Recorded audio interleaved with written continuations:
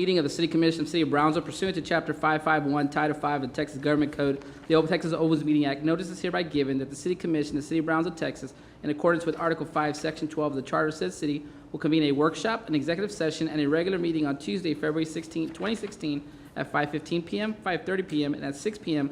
in the Commission chambers on the second floor of the Brownsville City Hall, Old Federal Building, located at 1001 East Elizabeth Street, Brownsville, Texas 78520, workshop 515. Item 8, discuss the Municipal Housing Corporation of Brownsville, the 2016 Texas Department of Housing Committee Affairs Tax Credit Competitive Round, proposed project in Brownsville, and the Municipal Housing Finance Corporation of Brownsville. Okay, Ruth, that's you. Okay. Thank you, Mayor, members of the commission. I'm going to talk a little bit about the 2016 Qualified Allocation Plan, what we call the QAP, that is part of the Texas Department of Housing and Community Affairs. It also involves the Municipal Housing Finance Corporation of Brownsville. Every year we have several developers who come to us to ask us for resolutions to support their multifamily developments because they are applying for tax credits. And so on the agenda tonight, you'll see 6 of those resolutions. So I wanted to just give a little bit of background because last year I felt there was a little bit of confusion about what we were trying to accomplish. Is it on, Ruth? Did I turn it off? Check if it's on. Okay. All right. The Housing Tax Credit Program awards an allocation of housing tax credits, and these flow through to the states from the federal government. They're very highly competitive. And so the Municipal Housing Finance Corporation of Brownsville was created to facilitate the allocation of those tax credits. And this past year, the QAP was changed, so our involvement as a Municipal Housing Finance Board changed, and I'm going to talk a little bit about that.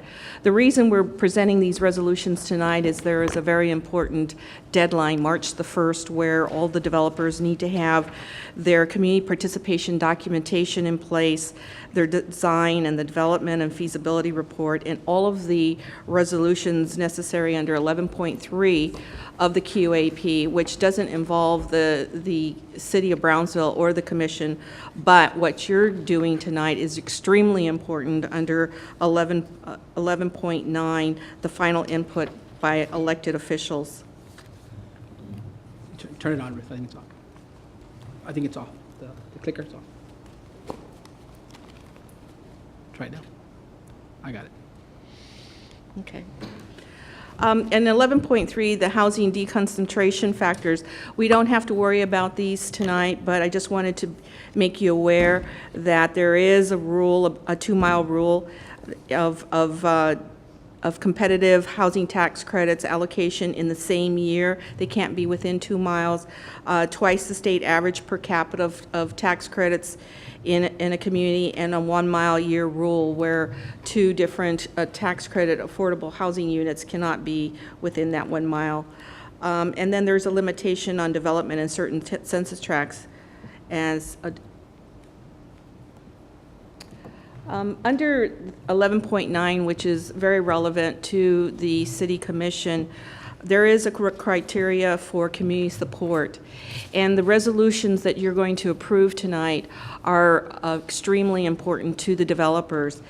There is an allocation of up to 17 points for the resolution that supports, and a 14-point is awarded to one that it has no objection. So that 3-point difference can make all the difference in whether or not a development gets its tax credits.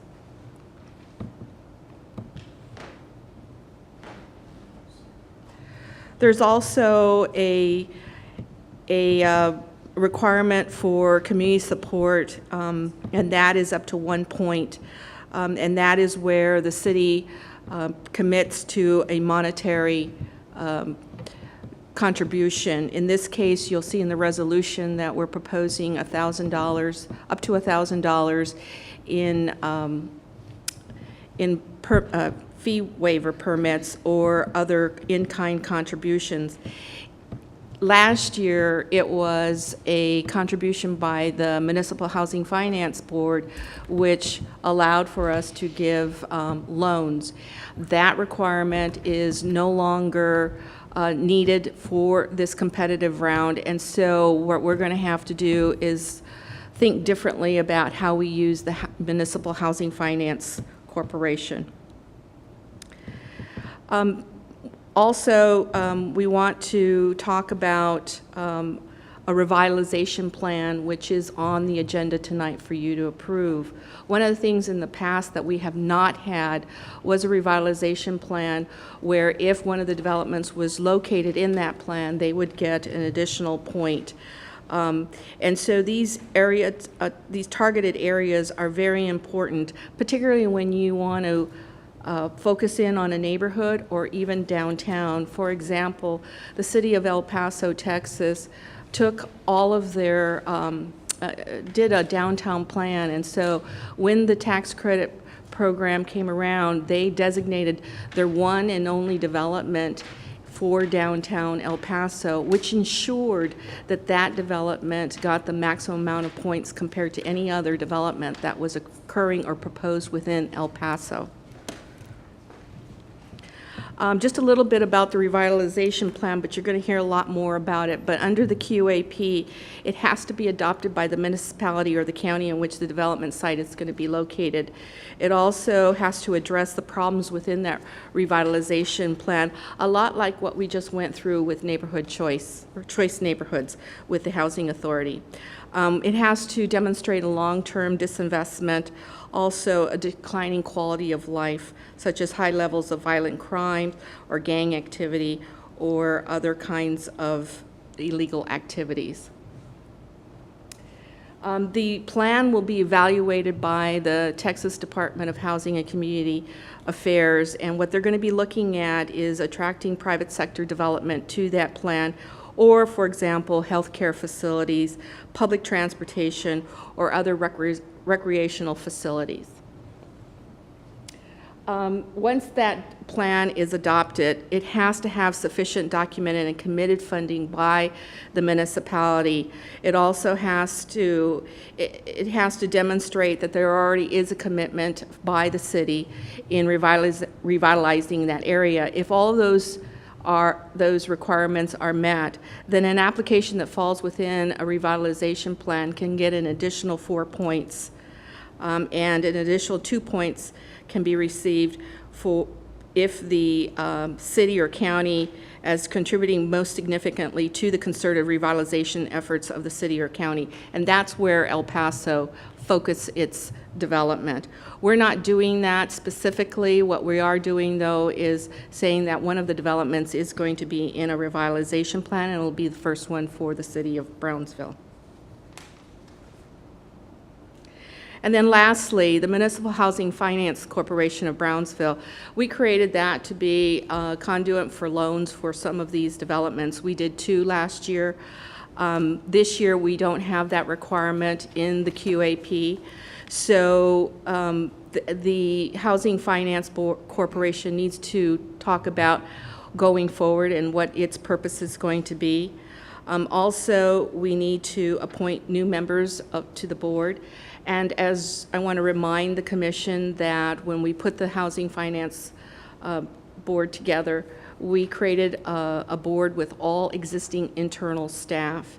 And you may want to rethink that at this point, and I'll bring that forward in a separate item.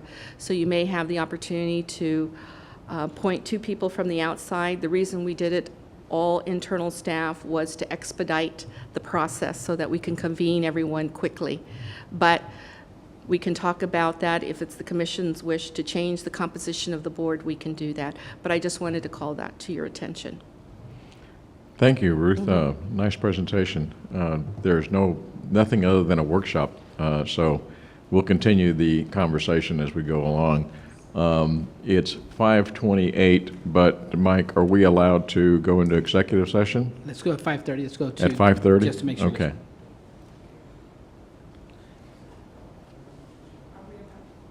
No, we got to wait 2 minutes. We don't seem to have much of an audience anyway right now.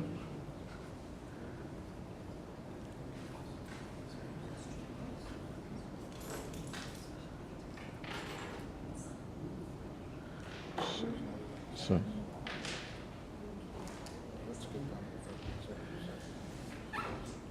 Rick, Rick, Yeah, that's what I'm thinking.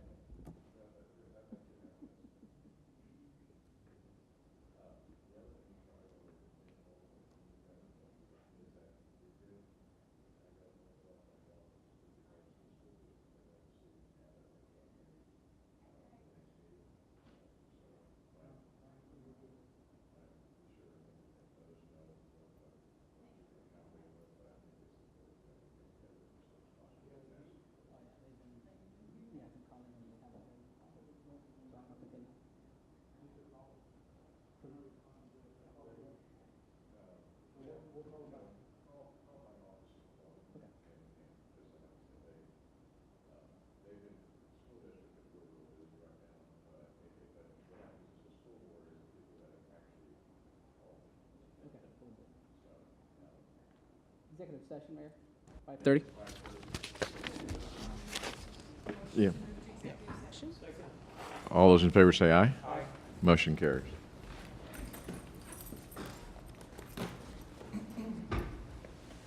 You're gonna take a little.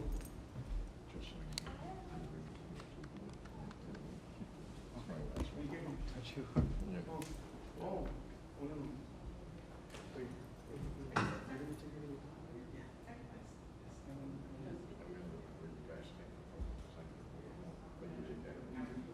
So is this Debbie's last one? Yeah. Well, we have one more next week, but next week. She sends me.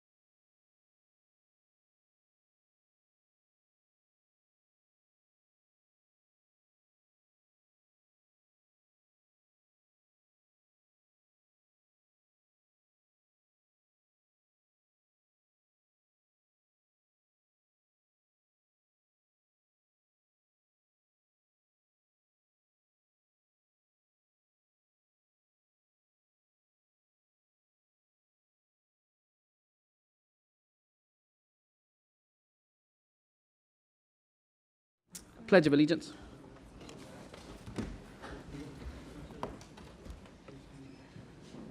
Allegiance to the flag of the United States of America and to the republic for which it stands, one nation, under God, indivisible, with liberty and justice for all. Honor the Texas flag. I pledge allegiance to thee, Texas, one state under God, one and indivisible. Let's pray. Father God, we thank you for this nation that we're blessed to be a part of. We thank you for the responsibilities that we have as citizens. And Lord, I ask you to lead and guide the citizens during this time of voting. Lead and guide every election worker. Lord, we just ask that the process works smoothly. And we ask you to give us the leaders that you desire for our nation. And Lord, for this meeting tonight, we ask you to lead and guide each commissioner. Lead and guide them, show them your plan for the city of Brownsville. In the name of Jesus Christ. Amen. Action item discussed in executive session. Action item A, there was no action. Action item B, action on real property matters with Brownsville Navigation District as discussed in executive session.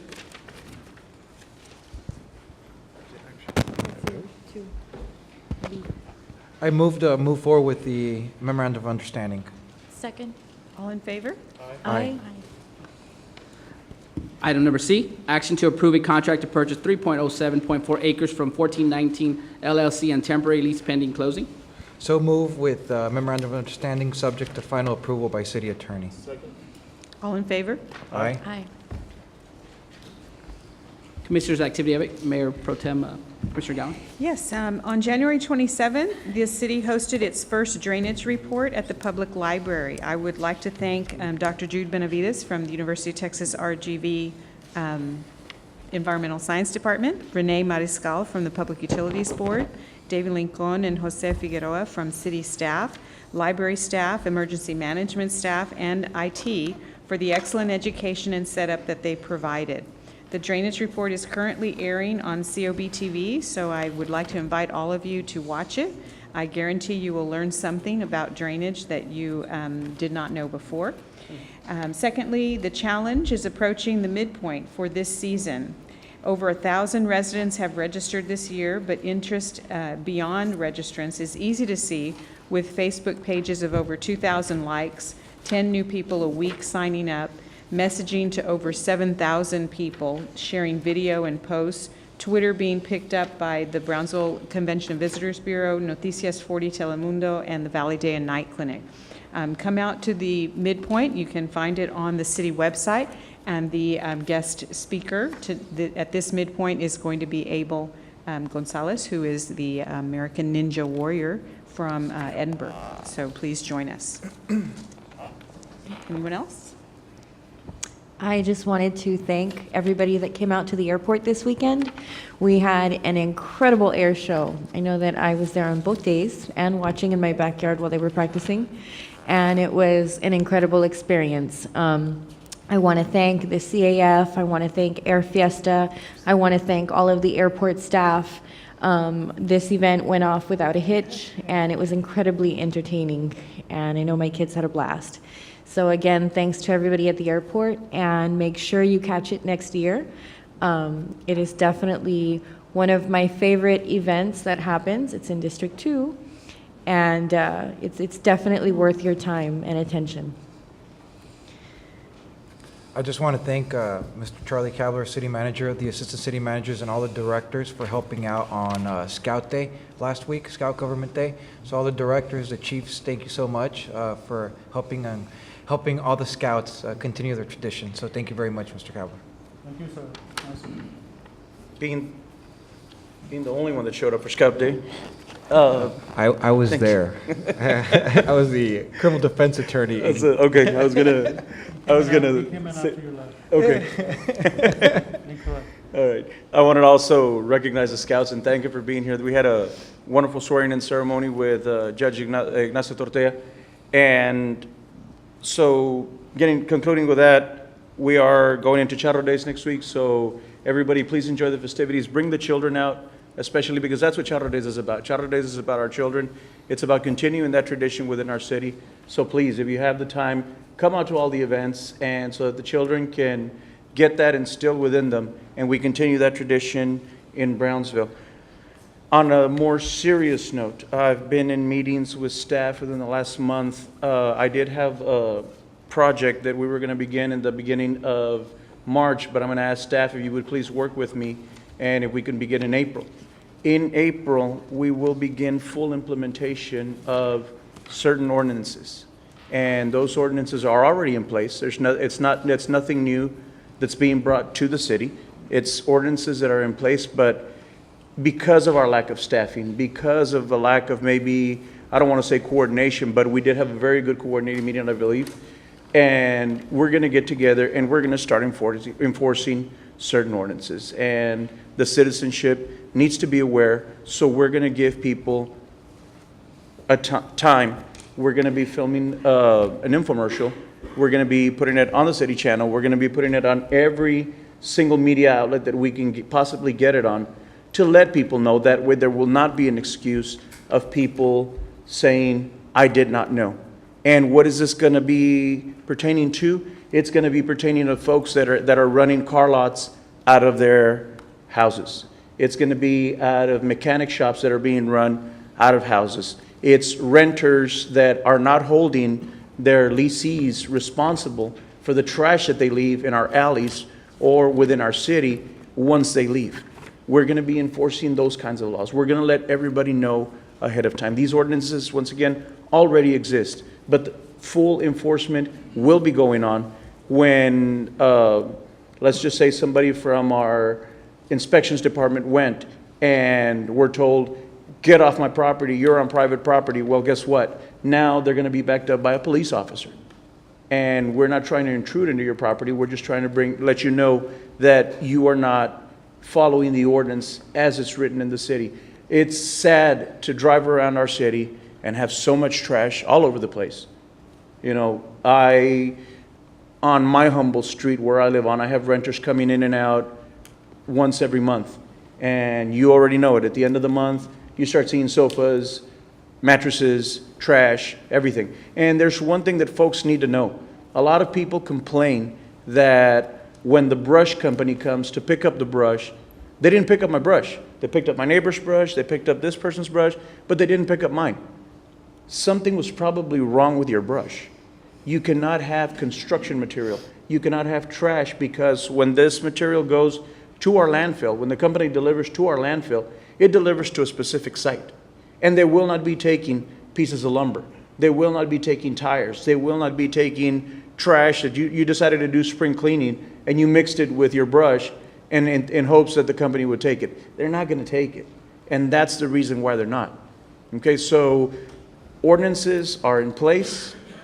Maybe we've been over the last couple of years, we haven't been enforcing, and certain things have gotten overlooked. Another thing that's going to be being looked at carefully is garage sales.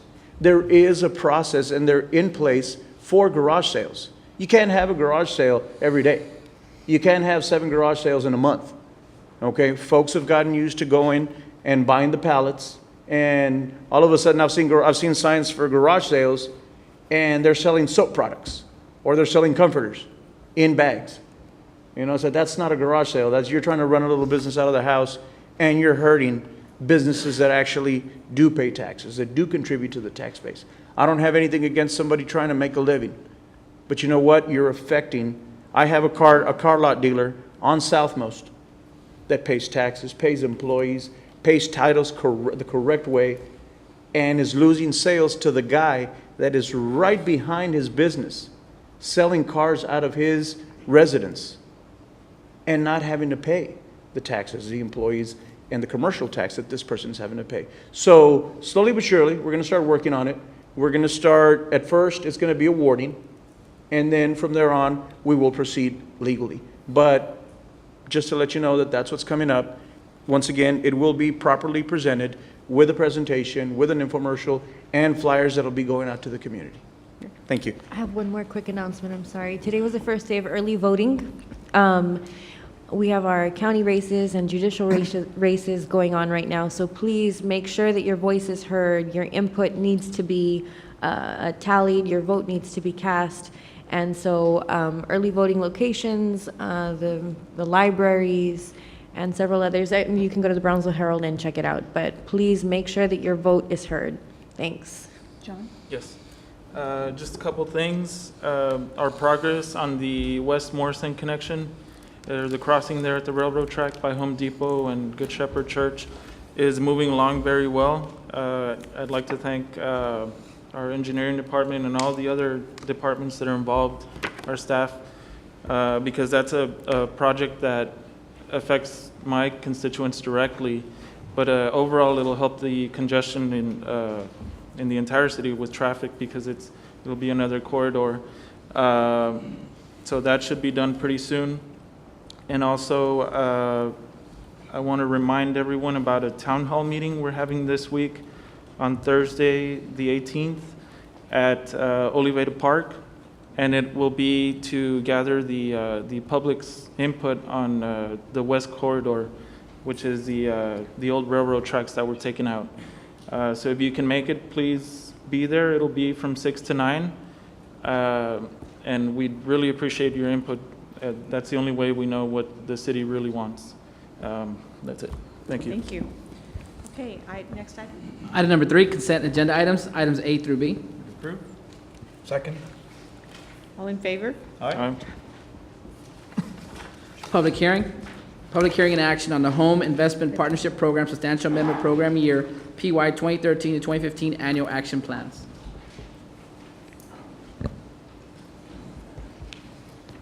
Good evening, Honorable Mayor Pro Tem and City Commissioners.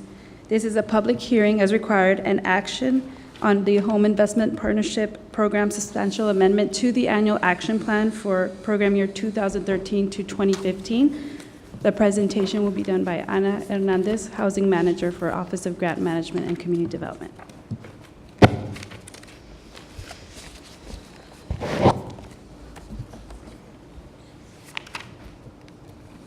Good evening, City Commission.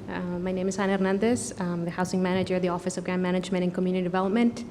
I'm here today to present the Home Substantial Amendment to the program year 2013 through 2015 annual action plans.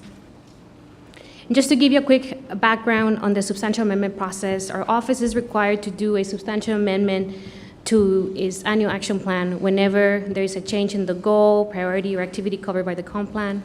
To carry out an activity using funds from any program covered by the comp plan but not included in the annual action plan, to change the purpose, scope, location, or beneficiaries of an activity included in the annual action plan, and if there's any transfer between two or more plan activities greater than 30% of home funds. These guidelines are established by the Citizens Participation Plan and HUD's Rule for Consolidated Planning. As part of our plan for engaging the community in relation to this substantial amendment, the city advertised a public notice and request for public comments for a 30-day period, which started on January 16 of this year. In addition, our office held a public hearing on February 4th. We anticipate submitting this proposed substantial amendment to the HUD field office as early as February 17. Overall, the changes being presented aim to accommodate budget changes and commit about $1.2 million in home funding currently available. These funds are a combination of available program income, reprogram entitlement funds, and a repayment made recently for an older activity. More specifically, this substantial amendment includes 6 changes, which are as follows. First, allocate $557,525 to Brownsville Affordable Homeownership Corporation, a community housing development organization, to acquire 5 lots and to build 5 energy-efficient single-family homes. Second, to transfer the administration of the City of Brownsville's owner-occupied rehabilitation and reconstruction program, Phase 1, to the Community Development Corporation of Brownsville, commonly known as CDC of Brownsville. In addition to this proposed change, we're proposing to increase the program's budget by $208,374 to accommodate budget changes for demolition, construction, and project-related soft costs. Third, allocate $513,385 to CDC of Brownsville to administer Phase 2 of the City of Brownsville's owner-occupied rehabilitation and reconstruction program. Low-interest loans will be provided to eligible families to reconstruct substandard homes, and a minimum of 6 families will be benefited through this program. Fourth, reduce $1,800,000 from the land acquisition of Scattered Lots project, originally awarded to Architecture for Charity of Texas, also known as ACT. Fifth, reduce $50,000 from the total operating expense project, originally awarded to ACT. And finally, reduce $99,198 from the new construction of Scattered Sites project, originally awarded to ACT as well. And funding reductions for these last 3 projects are to ensure compliance with our home expenditure deadline. And upon approval by City Commission, we'll submit this substantial amendment to HUD as soon as February 17. And with that concludes my presentation. I'll be happy to answer any questions. How do you decide what lots to buy? Well, for this particular project, those lots have already been clear environmentally. So we have 4 subdivisions that have already gone through the process, so that makes it easier for us to decide which lots get funded, because we can spend the funding right away this year. So do they submit bids and you basically proposals and you decide, or do you go out and you decide, or how do you go about deciding what lots you build or what homes you help out, or what's the matrix? Because you're asking us to approve it, but I really don't know how you go about approving it. Sure. So originally for this project, with this particular organization, they built 10 homes 2 years ago. We cleared the subdivisions with the understanding that for the next 3 years we could continue building on those subdivisions. We have a minimum of 10 homes that we can build. We do have expenditure deadline. So for us, that was one of the primary bases for us to decide to continue investing in this project with this organization on those specific subdivisions. And what are these subdivisions? These subdivisions, they're Resaca, Vista, they're by the sports park, that's one subdivision. We also have another subdivision by Dana Road, and those will be mainly in those surrounding areas. So we build these homes and then we resell them at a low cost, or we give them at low loans? Because one is like the homes you're building and you're selling, then some of the ones you're revitalizing, and then you're buying lots. So for the new construction homes, we sell them at, we have the sales price, whatever it costs, that's the purchase price that we sell them for. We typically do get the program income from that. We typically, from the proceeds, we pay for the down payment assistance, which is no more than $25,000. And then that gets reduced from the sales price. And then whatever is remaining comes back to the city so we can keep reinvesting in this type of projects. Yeah, and a down payment from the proceeds assists the home buyer. And where do these funds come from? From the federal government, or? Yes, these are federal funds. They're the Home Investment Partnerships Program. It's a federally funded program. It's the largest affordable housing grant that we receive. Any other comments? This is a public hearing. Do you have a motion to close public hearing? Motion to close? Second? All in favor? Aye. Aye. Would approve? Second. All in favor? Aye. Aye. Item 5. Item 5, public hearing and action on first reading on ordinance number 235-2016-001 as to allow apartments in dwelling G for .4855 acres of Lot 27, Block 1 of Portaway Acres subdivision located near Xena Drive and Portaway Drive. Mayor Pro Tem, City Commissioners, good evening. This is a request for zoning change to apartments in District 2. So this is Portway, as you can see, it's Portway Drive, just north of Portway Drive. This is where the property is located, and it complies with our future land use plan for commercial and institutional and residential uses. It's 6 units per acre. As you can see, this is the aerial of the area, and it's pretty close to Portway Acres Park as well. And this is the zoomed-in version of the area. And we have a site plan. This was the property. This is a Google Earth image. That house is now gone, and they're getting ready for redevelopment.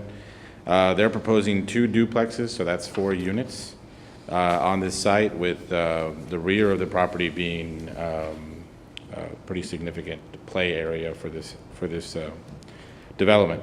Planning and zoning supported this application, and staff supports it as well. We ask for your approval tonight.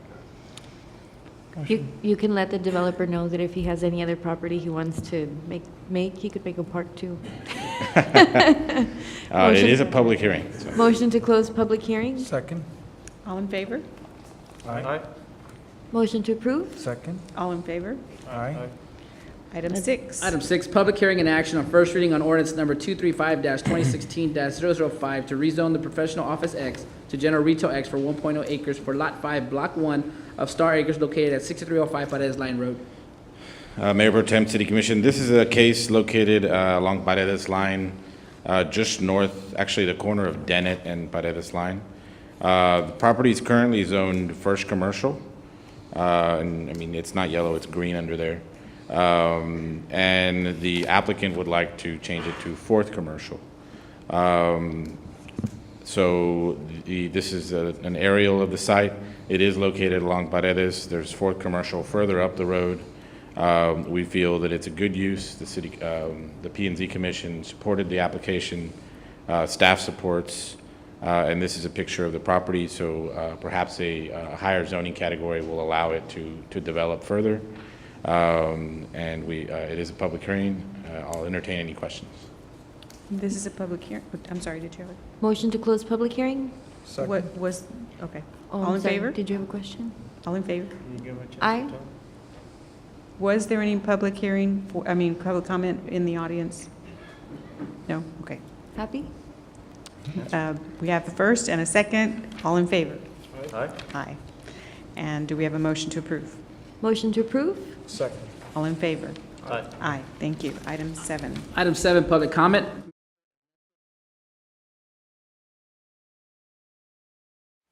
Thank you.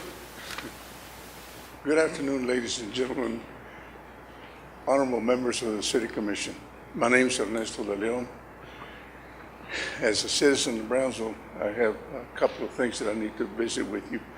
One of them is this ordinance. They kicked us off the front of the library for holding signs. They're not in place. We're just holding them like most of us here that campaign when we were running for office. We're doing it.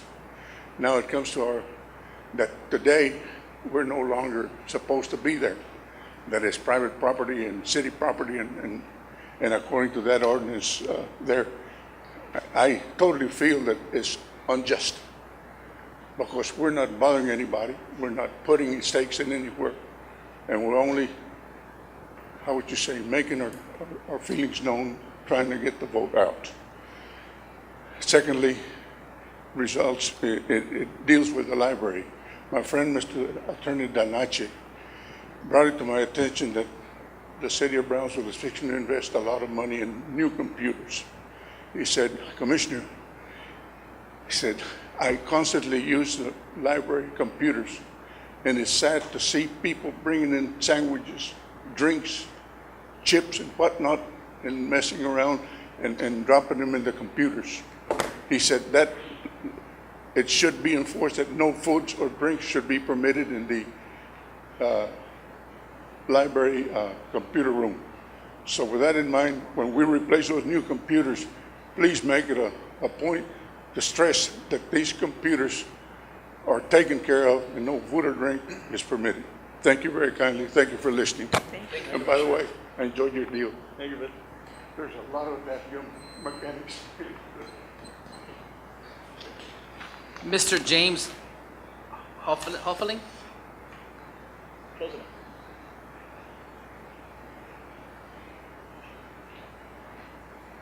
Good evening, Commissioners. My name is James Hotelling. I'm from Paredes Elementary. I'm here to invite you all to an event that's being held in Brownsville for the first time ever. You have a little invitation in front of you. Sorry, you just did today. For the first time ever, Paredes Elementary will be hosting the 2016 Texas Chess Scholastic Championships. Congratulations. Never been here before. We're hoping for a large crowd, so in that in mind, we will be using Rivetta High School as the location. Paredes will be hosting it. We'll be out there. You'll see there the dates are Saturday the 5th, March 5th, and Sunday, March 6th, two-day event. I'm also here to say thank you to the city in a way, because the Convention Visitors Bureau and the Brownsville Development Committee has been helping me along the way. It's something we've never done before, something I've never tried before, but we're giving it our best shot. Let you know that we already have been in touch with a lot of hotels. They're taking reservations. We have people already, a little over 700 already registered from Houston, Corpus, San Antonio, Austin, out as far as El Paso. So there's going to be a lot of people coming around for this event. So again, I'm just here to let you put this on the calendar. Maybe you can come out and walk around and see what's going on that weekend. Thank you for your time. I definitely will be there. Thank you for the invite. Mr. Eloy Garcia?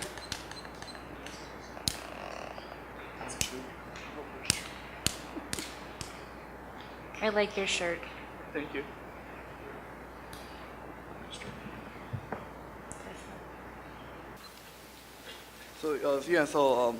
My revolution is going to be from 2014 to 2020, June, every June, which I started with the first electric bike, Switzerland. Then I started with the Bomber, which is the fastest electric bike, one of the fastest electric bike money can buy. It only cost me $5,000. I traded it for a 2010 convertible Mustang. The bike will worth $5,000. I just traded to a rich guy in San Francisco for a car. He just bought me a car from a dealership, and just like that, I got my first car. And then now I ride a zero electric motorcycle, which right now, which is the first electric motorcycle in Bronxville, the only one. It only cost $5,000. I bought it off of eBay for that much. Anybody can trade in their gasoline motorcycle for this motorcycle. Anybody can get one. It's just, I don't know why I'm the only one who loves it, you know. And then the next step after that, it's the fastest electric motorcycle in the world, you know, ever made. I mean, Lightning OLED Superbike, 218 mile per hour top speed on the Edinburgh racetrack, and I show other people, you know, gasoline motorcycle that they can't beat me on this one because, you know, I'm such an expert rider. That's all I've been doing for the last 2 years. I'll be riding. You know, like people in the Harley Davidson, they know I'm the best rider, you know, because that's what I've been doing nonstop for 2 years, you know. So I'm a professional. You haven't ridden against me. No, yeah. All right, and then like the same guy who bought who traded the Mustang, you know, for to take a convertible Mustang, black and white, you know, matching the bomber color. He also bought a Roadster, right? This one right here, a Roadster electric car, which, you know, right? And this one is gonna be, you know, in the future, if I work really hard, that's the reason why I want to bring Solar City to Bronxville. That way I can help install solar panel in Bronxville, right? It's like, you know, I'm a company, Solar City. I really want to bring to Bronxville, right? But I don't know what the problem is, right? That's what I'm doing. I'm working really hard on that. But once they come to Bronxville, I can help, you know, as a solar ambassador, right? Install solar panels, get paid $200, right? You know, with that money, I would just put it into renewable projects, right? I want to use it for myself, right? And with that money, you know, hopefully, you know, with a solar panel industry and stuff, right? I'll work really hard. Use this car right here, put a Solar City logo on it, and promote it around Bronxville. Drive it around Bronxville, promoting Solar City. That's the whole idea behind this car. So the guy bought it, right, with the promise of giving to me in the future, in the very distant future. You know, doesn't matter 6 years from now, you know, doesn't matter when, you know. I'm gonna be the only one who has a Roadster, right, which is much faster than the Corvette. So, right, you know, so that's my revolution. And then the last revolution is gonna be the Mustang, a electric Mustang, the Zombie 222 Mustang. It's the fastest electric car ever made, 174 mile per top speed, 0 to 60, 1.9 seconds. That's gonna be the last, you know, revolution, you know, it's gonna be the ultimate goal, you know, because that Mustang is a 68, they invented it over there up north, and they're gonna be the fastest electric car, you know, they're gonna be it, you know, by the end of the year. So I would like to give this to Tetra, right? His name is Kenny Barnes, right? And Thank you. he's the only person that you talk to for me to Tetra for church Bronxville, right? You know, whenever it's convenient, right? He's the only person you talk to about that. I think I talked to him and they said they were gonna bring one somewhere very close, but I would like one in Brownsville. Yeah, definitely.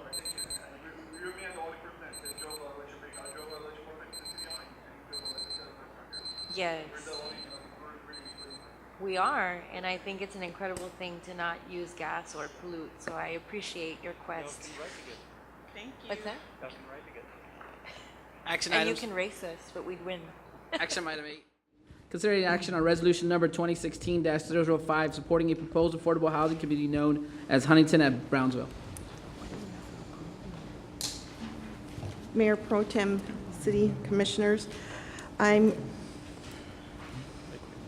we put them all together? yes, I put all the resolutions Yeah, together. they're going back.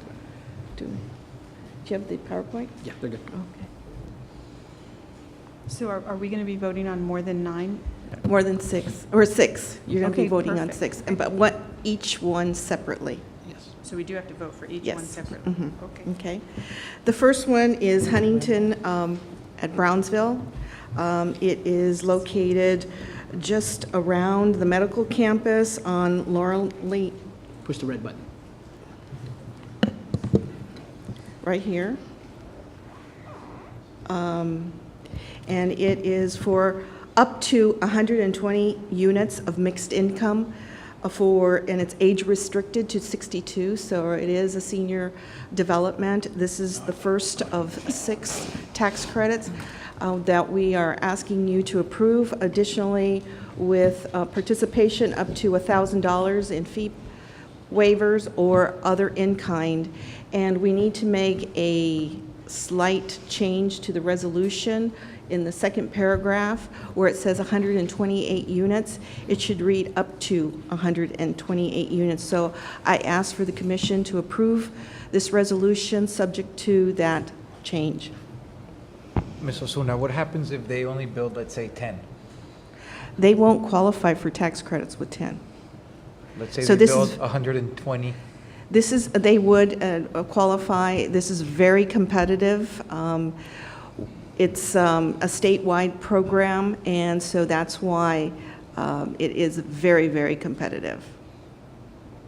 So it's to their advantage to build all that they say they're Yes. going to build? Mhm.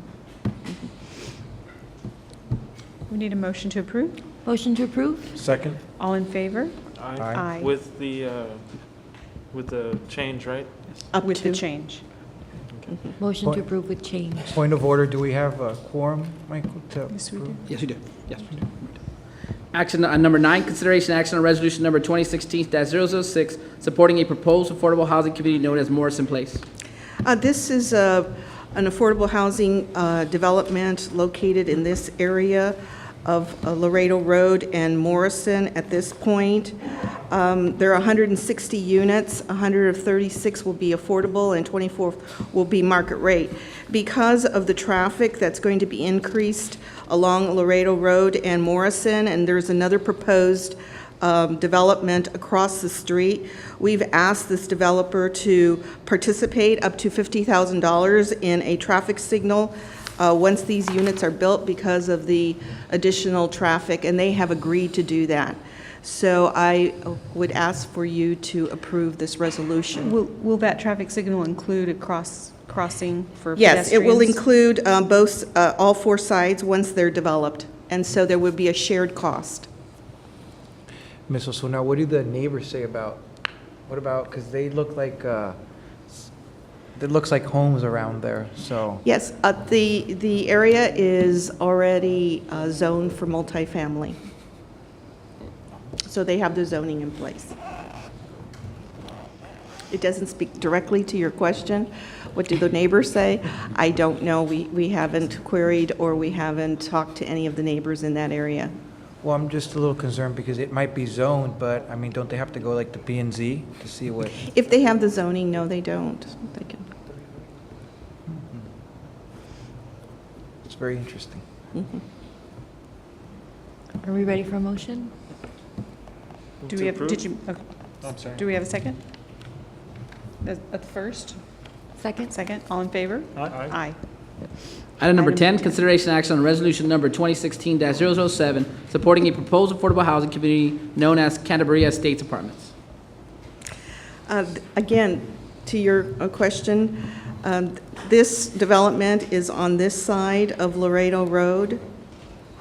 This is a project in conjunction with the County Housing Authority. We haven't received a letter from the County Housing Authority stating that they've asked for the Housing Authority of Brownsville to approve this within their jurisdiction. This is within the jurisdiction of the Housing Authority of Brownsville. But we're going to go ahead and recommend that this resolution be approved and it be forwarded to the Texas Department of Housing and Community Affairs. It's for 102 units, 92 affordable and 10 market rate. Now, the fact that you have 2 across the street from each other will probably play into the decision with TDHCA on which one or both get approved. Again, we've asked this developer that if approved, that they will participate in a traffic signal at the intersection of Laredo and Morrison, and they have agreed to that, and that would be up to $50,000 to be shared between all of the property owners. Ms. Osuna, again, have you spoken to traffic about this? I mean, that's Yes. a lot of people in that area, and we're already kind of congested around there. So, I mean, I think traffic is going to be a big concern for the city the next 25 years. So, again, I mean, even though it's zoned, I mean. Yes. We met with the developers, and on the team that met with the developers included the traffic department, building inspections, as well as engineering, and we reviewed all of those items. Has there been, I'm sorry, go ahead. I mean, there's a site review, right? Yes, we didn't do a full site review, but we looked at the preliminary designs, and we talked to them about the ingress, the egress, on-site detention as well as the traffic. And that's one of the reasons why we've asked these developers that if you do get approval for tax credits, you go forward in the development of this multifamily, that you participate in a traffic signal because of the traffic volume that will increase significantly, and it will require a traffic signal at that intersection. How many lanes are we looking at? Right now, I think Laredo is two lanes. 4 lanes. 4 lanes? And did I hear you correctly in that it is very likely that only one or the other will be funded and not two, but we don't know that? We don't know that. And that decision will not come to us? No, that decision will be made by the Texas Department of Housing and Community Affairs on whether or not they approve tax credits for these projects. It's very, very competitive. They're probably a point apart from one another. We can bring it back to you if one of them gets approved, if that's what you're asking. No, I just don't want to get caught up like last time where we had to make a decision. Right. We don't want to have to No. choose between developers, No. right, basically. Okay, do we have a motion to approve? Motion to approve? Second? All in favor? Aye. Aye. Item number 11, consideration and action on resolution number 2016-008, supporting a proposed affordable housing community known as Sunshine Village Apartments. Okay. Last year, we had a development right here that was approved for tax credits. The same developer is proposing, it goes all the way back here.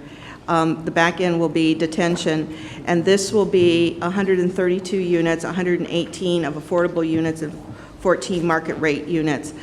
Because of the increase in traffic, right now it is only required that they improve the road, street, curb, gutter, and sidewalk in front of the development, but we've asked the developer, because it is the same developer, to improve all Tony's Road to the intersection of Dr. Emerson, Hugh Emerson, and Tony's Road, and they've agreed to do that.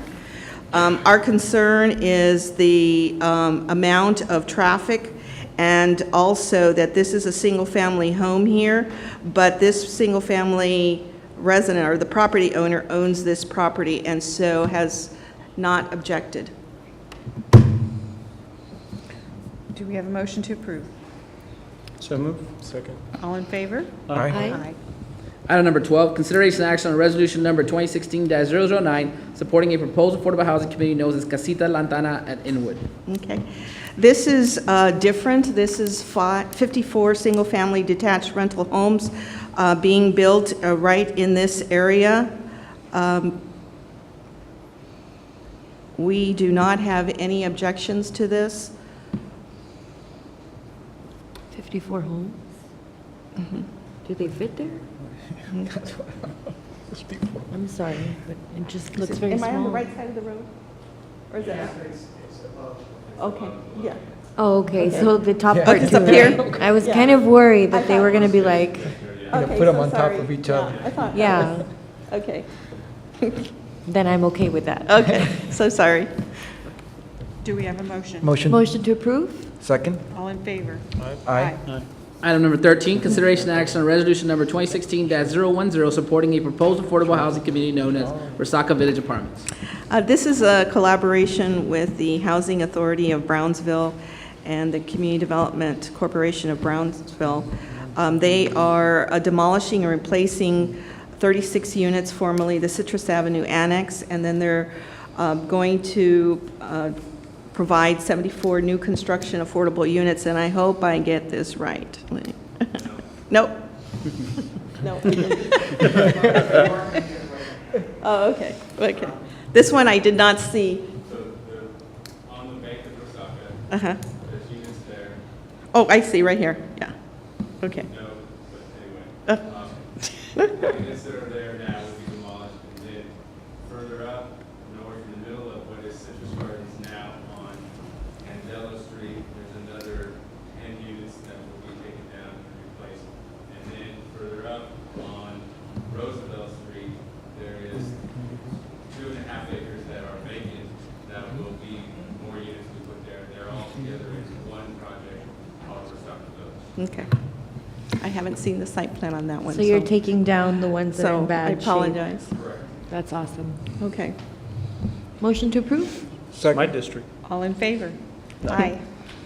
Item 13, no, Okay. 14. Item 14, consideration and action on Thank East you. Brownsville Neighborhood Revitalization Strategy Area.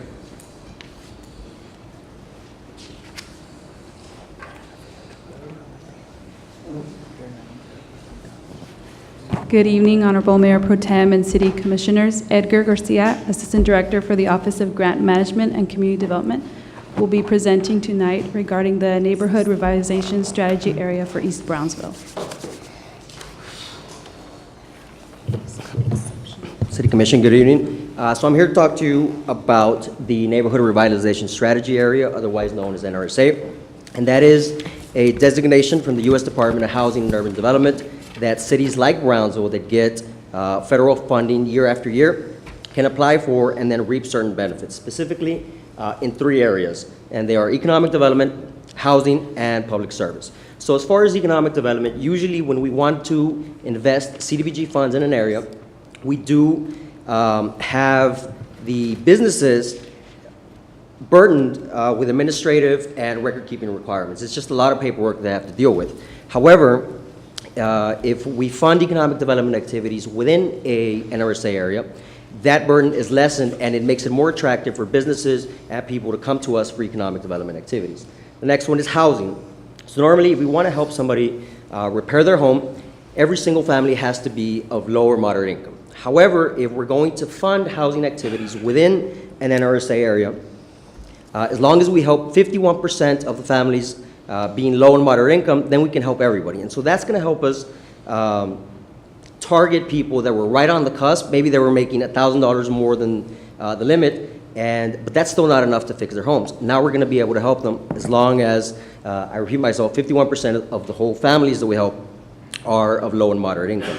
Last one is the public service cap exemption. So every year, the city gets about $2.6 million of CDBG funds. From that, 15% can be used for social service activities. You're talking after-school programs, music enrichment, art enrichment classes, stuff like that. However, if we get the NRSA area and we fund public service activities within that area, we don't have to worry about the cap. So that means we can devote social service activities in this area like they've never been done before. So what does it mean? Because of all the flexibility that HUD gives us with an NRSA, we're able to be more innovative with the programs because we don't have to worry as much of having to pay back HUD in case the programs don't go as we thought they were. And so there's 6 different things that we have to look at when we're talking about an NRSA. So we have to look at the boundaries. We have to set them, they have to be contiguous. We also have to submit demographic criteria. We have to consult with both the residents and the business owners of the area. And we have to go in there and assess the area, economic, community development, housing, and other different areas. We have to also create performance measurements because the Office of Grant Management, my office, will report to HUD every year what progress we've done with this NRSA. It is possible that if we don't continue making progress, HUD can revoke this designation and take it away from us. However, the good thing is, as long as we're making progress, this designation lasts forever. It doesn't have an end date of 5, 10, 15, 20 years. It can go on and on as long as we continue making progress. So when we identified our NRSA, again, we made sure that the area was contiguous. So we can't have one Brownsville NRSA and have an area up here in Alton Glore and another one in Southmost. They can be 2 different NRSAs, but they can't be the same one. We also looked at the boundaries that the Promise Zone that our department is working on, and we cut off a little piece of that.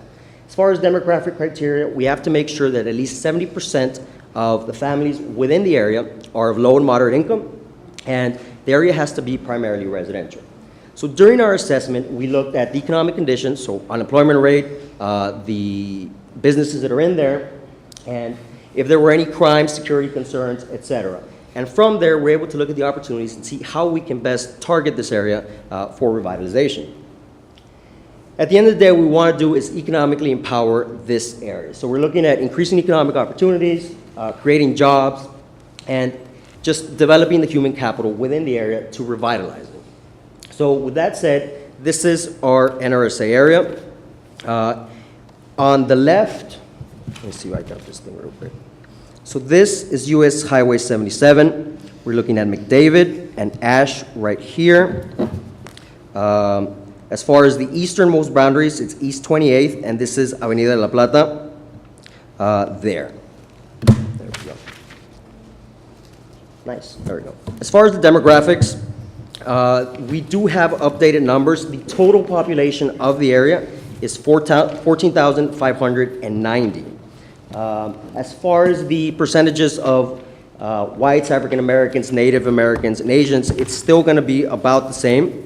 And they compare favorably to the city as a whole. One thing I do want you guys to look at, even though males and females are about equally divided, 50-50%, this is a very young population. You're talking about 55% of the population within the NRSA is under the age of 35. And 30% of the whole area is under the age of 18. So we have to look at that when we're proposing how to revitalize the area. We have to keep in mind this is a very young population. As far as zoning, we were able to confirm that the area is mostly residential. That yellow tan areas are all residential, and they make up about 70% of the NRSA. And the red areas are commercial, industrial, or general retail, and they make up about 30% of the NRSA. So with that in mind, we were able to assess 4 different all-encompassing areas within the NRSA, and the first one was housing and neighborhood development. There you go. So we looked at the status of housing. We noticed that, according to the census, 3,263 single-family residences are in this area, and there's 471 vacant properties. Now, that doesn't mean that they're substandard, that they're falling apart. It just means that nobody's living there right now, according to the census. However, we do want to keep that in mind because if people are leaving the area, it just leaves it more prone to slum and blight.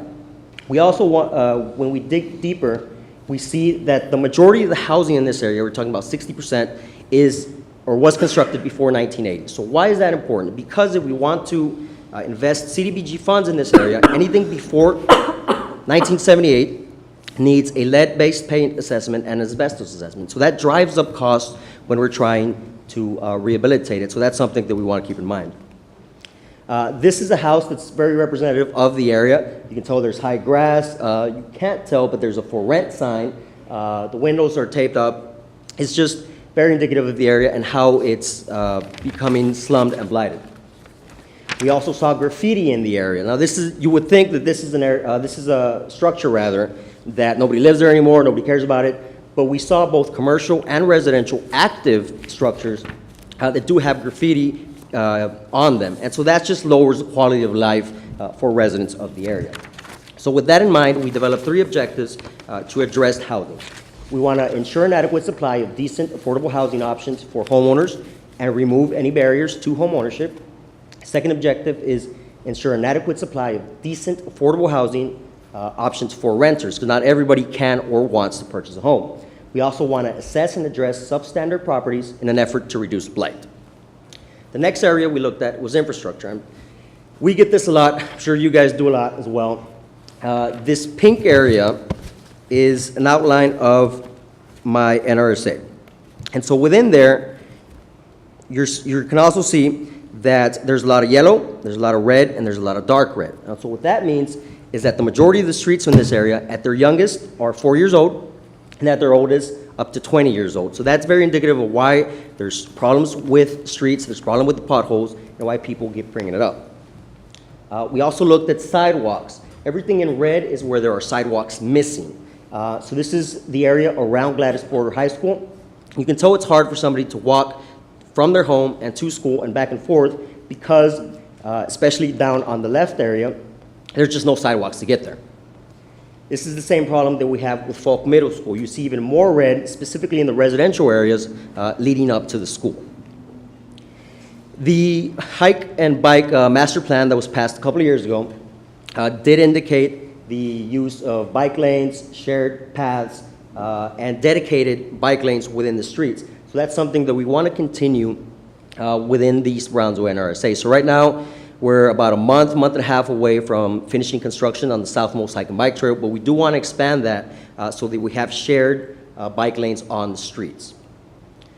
We also took a look at bus infrastructure. So these are two bus stops. The one on the left is right next to Falk Middle School. The one on the right is a residential area. Now, in and of itself, there's no problem with a bus stop being on a light pole. Problem is, we all know how Brownsville summers get. We all know that our quote-unquote winters here are just very wet. And so exposing the elderly and the young to the elements is something that we really don't want to do. Now, to be fair, B Metro has started addressing this. They've even come to us for CDBG funding. But it's something that I needed to include in the NRSA just so that we can highlight the problem when we submit it to HUD. So as far as the empowerment strategies within this infrastructure area, we want to align the city's capital improvement budget and grant seeking to leverage planned investments and focus on aging infrastructure. We also want to expand the network of alternative modes of transportation to give residents different options moving within and outside of the East Brownsville NRSA. Lastly, we want to address B Metro's network of bus stops to increase amenities, specifically for benches and shade structures. The third area that we looked at was economic development. So, Southmost is very famous for its taco stands, its taquerias, it's La Calle del Taco, right? But we also have raspa stands, we have hair salons, we have tire places. We have a lot of small businesses. Small businesses are the linchpin of the neighborhood because not only do they hire people from within the neighborhood, but they also usually spend the money within it. So that's something that we do want to promote. However, we were able to see a human capital problem. About 50% of the families within the East Brownsville NRSA earn less than the median income, which is $35,000 for Brownsville. When you dig a little deeper, you see why. 77% of the people within the East Brownsville NRSA have either high school diploma or less. And so when you want to attract well-paying jobs, it's going to be hard when you have this type of human capital. Next thing we looked at was brownfields. We do have a lot of car shops, a lot of tire shops within the East Brownsville NRSA. The problem with that is if the business ever moves or it fails, you can't really redevelop the site. You can't put a daycare there. You can't sell food there because there's possibility that there's toxins or chemicals within the area. So we want to make sure that we clean them up so they can be reused. That area in blue on the right picture is an area that the Department of Public Health and the Office of Grant Management has already looked at. It's an industrial corridor, and it's already something that we want to assess. And if there is any dirty chemicals, anything in there, we want to clean it up. But we do want to expand this throughout the whole area. So as far as our objectives within this realm, it's increase small business opportunities and decrease the likelihood of failure of existing small businesses. We also want to promote job skills training and continuing education for East Brownsville NRSA residents. And we want to revitalize stagnant commercial and industrial lots. The last area we looked at was community development. And so there is one park specifically within the East Brownsville NRSA, and that is Garfield Park. There are also two parks right on the outskirts. We included them in our assessment because it's feasible that the residents of the NRSA can go to them. And so you're talking about Gonzalez Park and the Reese Park. And this is very indicative of the infrastructure that's there. You have graffiti, you have benches, but no tables, tables but no benches, and just some work that needs to be done on the playground. Again, to be fair, Parks has come to us for CDBG fund as well. It's not like they haven't or that they're not aware of this. But again, it's something we need to highlight when we go to HUD so that they give us this flexibility. As far as social services, we did notice a lack of social service agencies operating within the East Brownsville NRSA. In fact, my office, the Office of Grant Management, has only funded one agency within this area, and that's Infant Nutrition Services for breastfeeding classes for new mothers. So that's something that we do want to expand on, the fact that not just us, but there's a lack of social services within the area. Last thing we want to look at is health initiatives. We can see that within the NRSA, there's only one supermarket. On the outskirts up here, we do have Walmart, and we do have H-E-B somewhere around here. But again, as far as the southern area and the central area, Lopez is your only choice. And so when we talk about having access to fresh, healthy foods, that's a problem. It's basically considered a food desert, specifically on the lower areas of the NRSA. When we notice that not only the NRSA area, but also Brownsville, the Rio Grande Valley, Cameron County have problems with diabetes, cardiovascular diseases, just lack of healthy lifestyles, that's something that we want to address. And so our empowerment strategies within this realm are increased recreational opportunities for residents of the East Brownsville NRSA. We want to increase social service programs operating within the East Brownsville NRSA, and we want to address at-risk populations through a robust, healthy lifestyle campaign. And so those are the 4 realms that we look at. Those are the 4 realms that we're going to address. So what are the next steps? If approved tonight, we will submit to HUD. Once they look at it and they approve, we're going to start forming the partnerships. We're going to talk with BISD, Healthy Communities, United Way, et cetera, so we can get all this programming started. Then we're going to amend our 2015 to 2019 consolidated plan. This was approved last August here, and so we need to amend it to include the area. Once that area is in our consolidated plan, we can start investing with our annual action plan, starting our 2016, which we will bring to you guys in August of this year. Once we have CDBG funds awarded, then we're going to start leveraging those funds for further investment through grants and through general funds.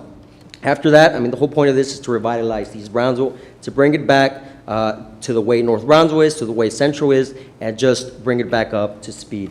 That is my presentation. Do you guys have any questions? I have a couple of questions. Yes. Thank you. It was No problem. very, very informative. Under human capital, Yes. I believe that you should consider adding the rate of diabetes in that area, which you should be able to get from the cohort. Yeah, definitely. Because human capital is not just about education, it's about the healthiness factor with respect to being able to hold a job. And secondly, the rate of disability in that area, because that is also directly related to even if you do get a job, if you don't live a healthy lifestyle, you're not going to keep it for very long. Definitely. So I think those would make your statistics even more Strong. Engaging. Thank And under social services, did you include the promotora teams that go out from the School of Public Health? into the We area? did, but like I said, as far as, I mean, that's, what?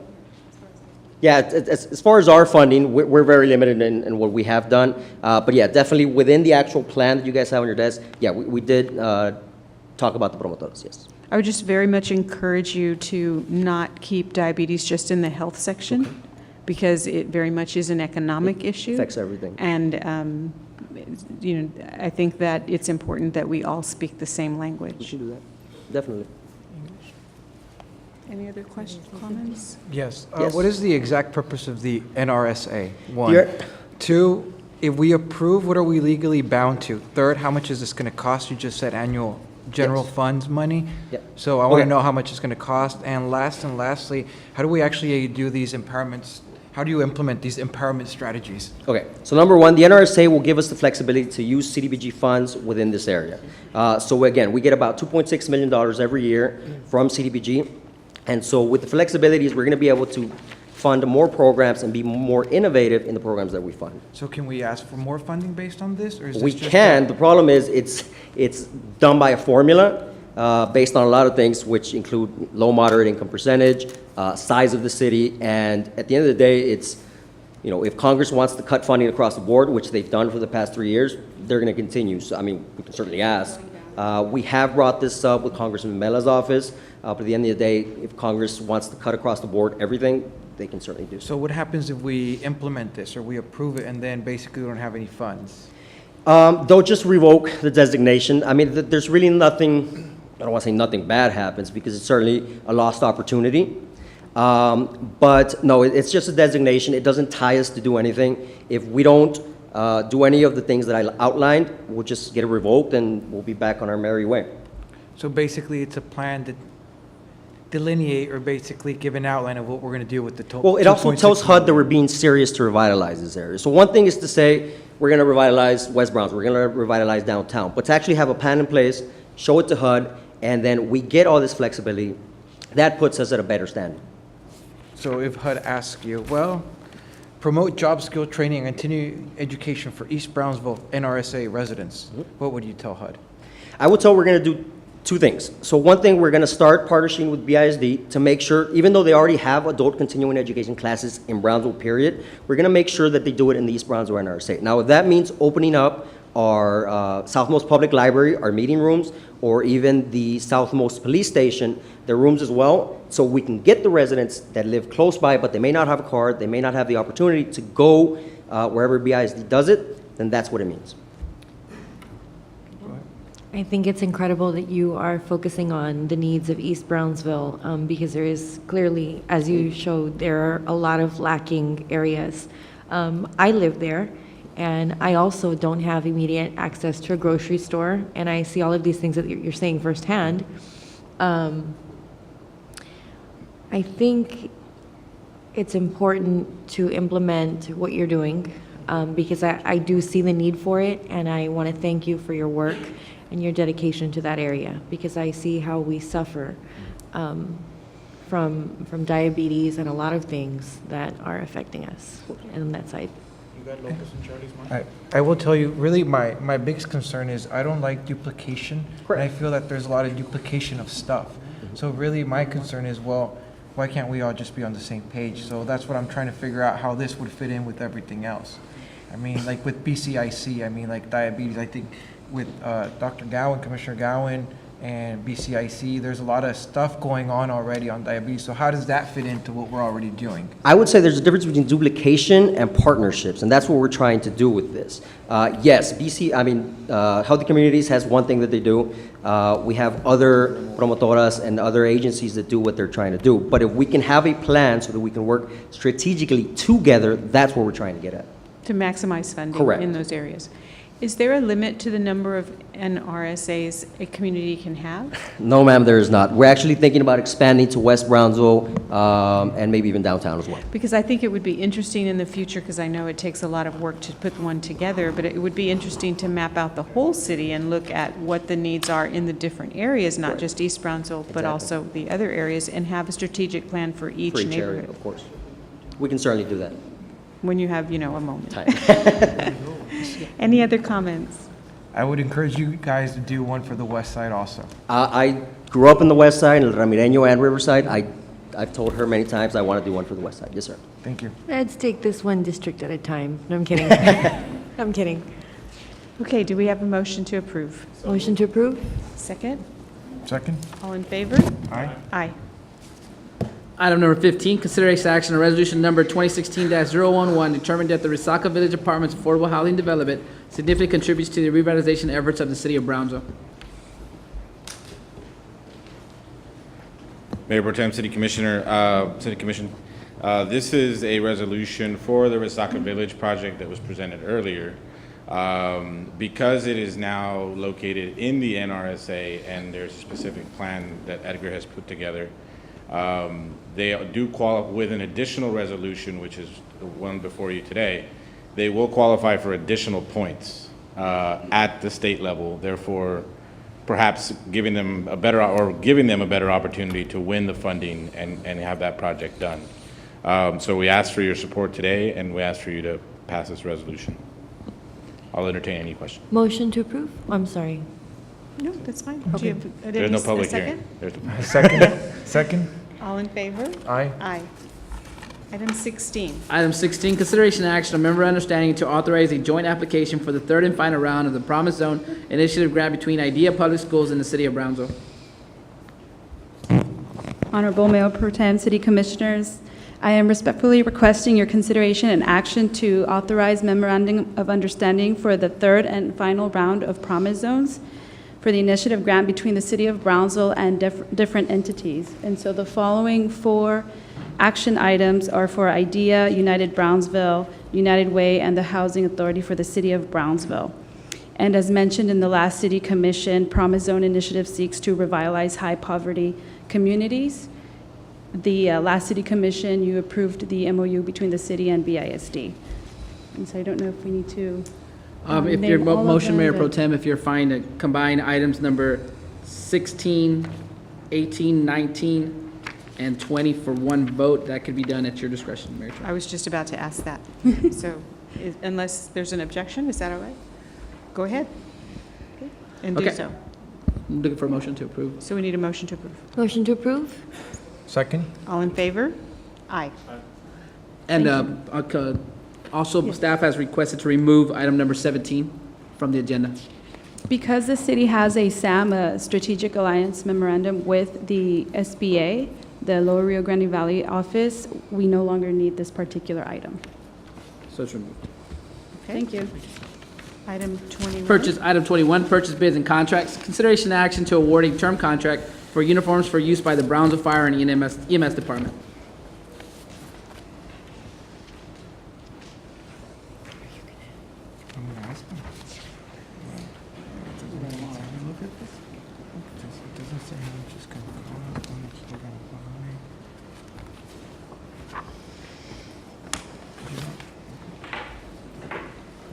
Way on the other side. It's okay. Evening. Good evening. We have Mayor Pro Tem and Commissioners. It's a renewal every year for the contract for the uniforms. There's a few things that's changed. Any questions about it? I'd just like to know, Chief, we don't have an actual amount of how much this costs or anything. I mean, it just kind of says invitation for bids on a term contract. So I'm a little concerned about approving something I really don't know. It tells me where you're going to get the money from, but it doesn't really tell us. It's $275 per person, and there's 187 people. Why wasn't that just put in here? I thought it was. No, wasn't in there? It's for the contract. Go ahead. It's Mr. 51. City Manager, I get the agenda request form, but it doesn't say how much or how many or any quantity. It just says bid, invitation for bids for a term contract.